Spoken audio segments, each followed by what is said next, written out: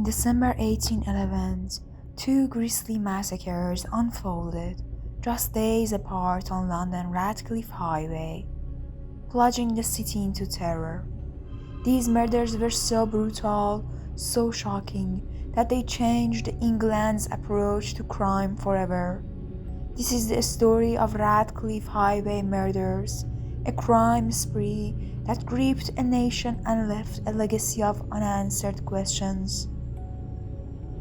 On the night of December 7th, 1811, the Marr family, who owned a small draper's shop on Ratcliffe Highway, became the first victims of a massacre that would horrify London.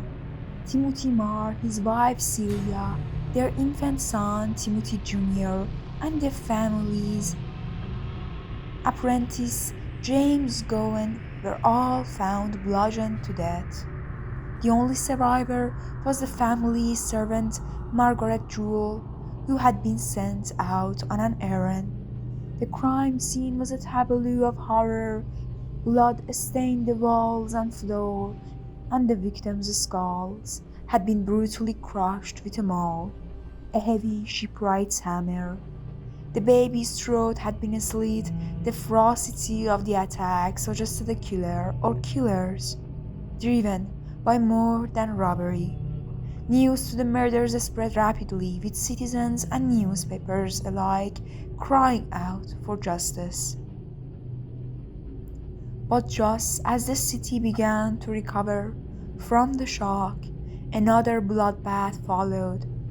12 days later, on December 19, 1811, another attack occurred, this time at the King's Arms, a tavern on New Gravel Lane near Ratcliffe Highway.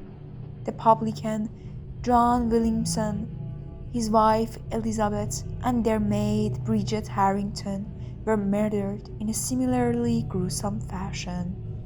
Once again, a maul was a weapon of choice, and the killers brutally left investigators and the public reeling. The sheer savagery of the murders fueled rampant speculation and fear. Could one person be responsible for such barbarity, or was this the work of a gang? The police, still in the early ages of the professionalization, struggled to contain the panic.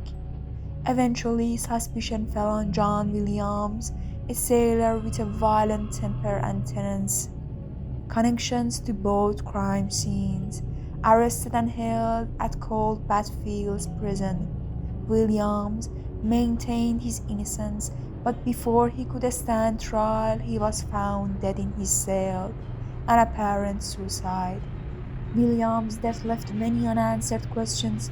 Without a trial, the truth about his guilt or innocence conclusively determined. Authorities, desperate to restore order, publicly displayed Williams' body in the neighborhood as a grim warning. His corpse was paraded on a cart and buried at a crossroad, with a stake driven through his heart, a fate reserved for the most revealed criminals of the time. But the doubts lingered. Some believed Williams was a scapegoat chosen to satisfy a city desperate for closure.